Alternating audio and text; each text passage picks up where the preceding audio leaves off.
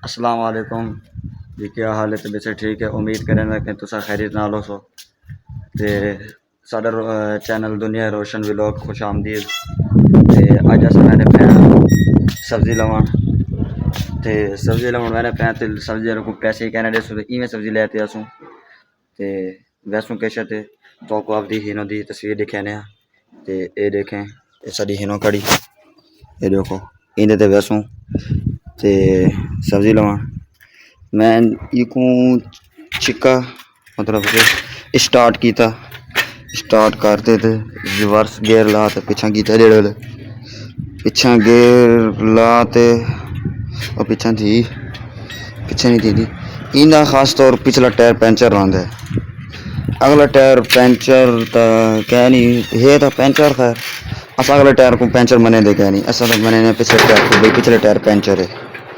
तो उनके बाद कमरे पखा चलता पिए, पखा बंद कर वापसी आ करे टाइम कहने तो दरवाज़ा खोला। दरवाज़ा खोलने तो बाद हूँ ये ना सारी बह निकलती पई है। तेरी खैर चल भाई।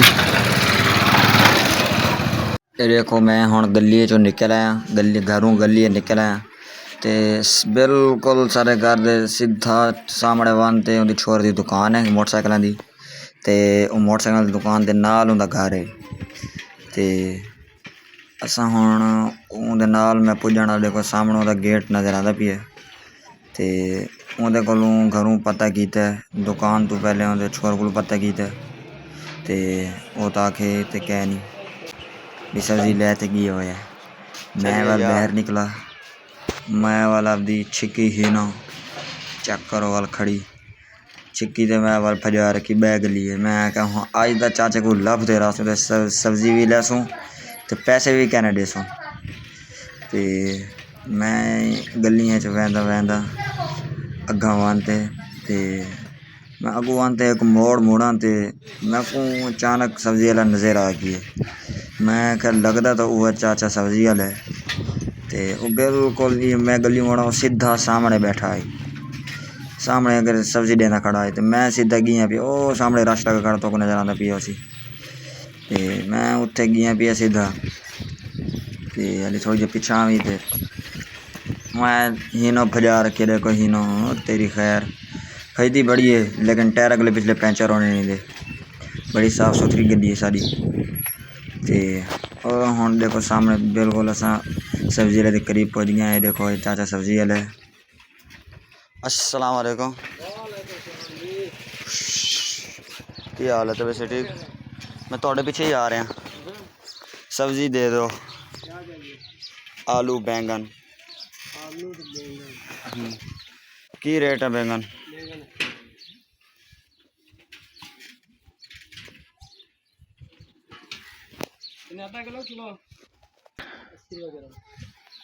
आधा किलो दे दो, आलू भी दे दो आधा किलो। मैं पहले उधर गया थोड़ी घर, मैं क्या शायद करे होने ने अज जनाब चाचे और साकू सब्जी पा तो देने खड़े तो ये देखो इन्हें तो ये कारखाना है सब्जी वाला। ये देखो सब्जी टमाटर मिर्चा पा दो। तो इन्ना बड़ा बेहतरीन आपका ठेला बनाया हुआ है सब्जी वाला। तो देखे ये लिख दिया जे मैं हुण सब्जी ले ली। तुस सोचेंदे हो कि ये पैसे क्या नहीं दे, मैं पैसे दे क्या नहीं आया, मैं पैसे लिखवाई आया उहदे कोल।